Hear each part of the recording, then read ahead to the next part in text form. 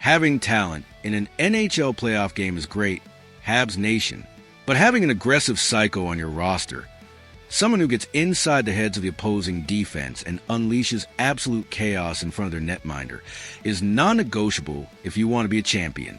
And right now, let's be brutally honest.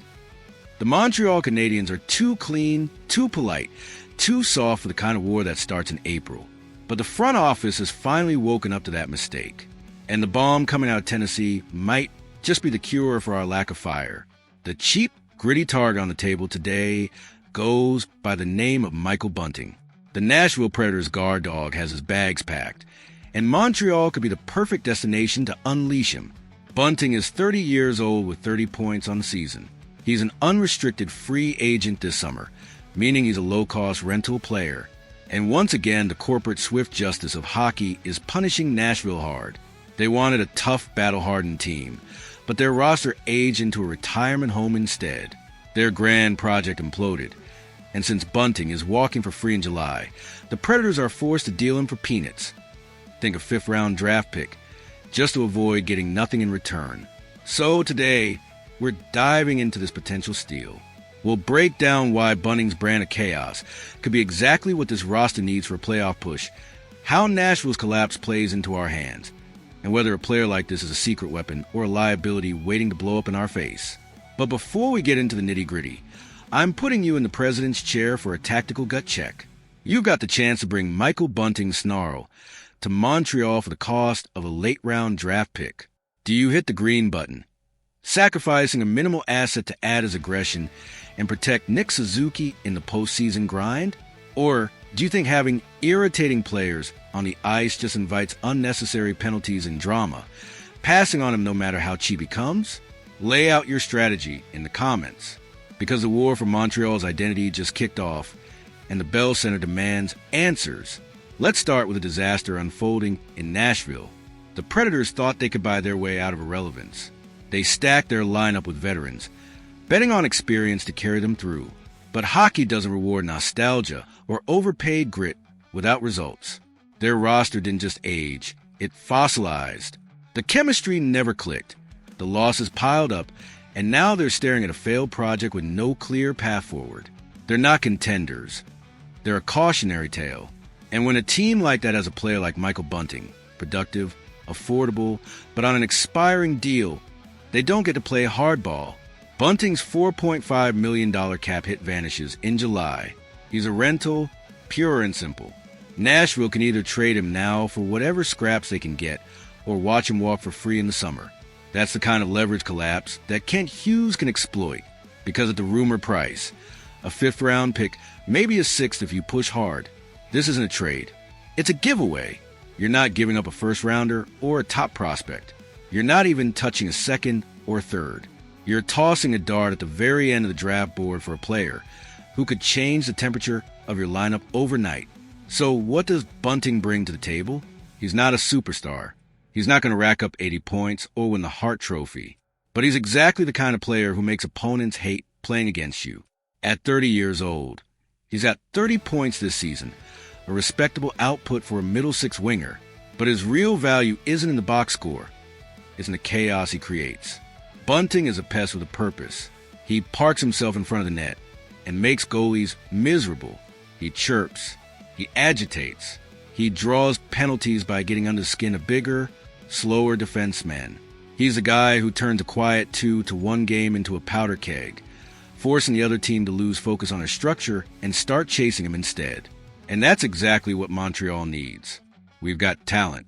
Suzuki, Caulfield, Slavkovsky. That core can score with anyone on the right night. But when the playoffs hit, when the ice shrinks and the whistles get swallowed, talent alone doesn't cut it. You need someone willing to do the dirty work, to take a cross-check in the ribs so Suzuki can get an extra half second in the slot. You need someone who can turn a tight-checking series into a street fight, giving your skill players room to breathe. Picture Bunting on a line with Suzuki. He's not there to be the primary scorer. He's there to be the bodyguard. He crashes a net, screens the goalie, and forces the defense to account for him, opening up lanes for Suzuki's vision and Caulfield's shot. Or slot him lower in the lineup with a grinder like Jake Evans, creating a third line that doesn't just hang in there, but actively punishes the other team's bottom pairing. And don't underestimate the psychological edge. Bunting is the kind of player who can flip the momentum of a game by getting an opposing star to take a dumb penalty. He's the guy who makes a rival defenseman think twice about pinching, knowing he's going to pay for it with a stick in the back or a shove after the whistle. In a 7-game series, that mental toll adds up. Then there's a cost or lack thereof. As a rental, Bunting's $4.5 million cap hit disappears in July. No long-term commitment. No cap crunch when it's time to extend the young core. If he works out, great. You've got a playoff warrior for pennies. If he doesn't, or if he walks in free agency, you've lost nothing but a late pick. That's the kind of low-risk, high-reward bet a smart GM jumps on, especially for a team that's been criticized for lacking edge. But let's not pretend it's all upside. Bunting's style comes with baggage. Irritating can cross the line into reckless. He's drawn his share of penalties over the years, sometimes at the worst possible moments. In the playoffs, when every call is magnified, a dumb hooking penalty or a retaliation slash could cost you a game or a series. If St. Louis can't rein in his worst impulses, you risk turning a weapon into a liability. There's also the question of fit. Montreal under Martin St. Louis has emphasized speed, structure, and a 200-foot game. Bunting isn't a burner on the rush, and his defensive game isn't his calling card. Can he adapt to a system that demands accountability in all 3 zones? Or will he look like a square peg in a round hole, disrupting the flow of a team that's finally starting to find its identity? And let's not ignore the opportunity cost. Even if it's small, a 5th-round pick isn't a first, but it's still a lottery ticket. It's still a chance at a late-round gem. Do you spend that on a rental who might only be here for 3 months? Or do you hold on to every asset, knowing the rebuild isn't fully complete? This is the balancing act Kent Hughes faces. On one side, a cheap, proven agitator who could add a missing layer of nastiness to a roster that's often too nice for its own good. On the other, a player whose style might clash with the system or backfire at the worst time, costing you more than just a late pick in terms of momentum and discipline.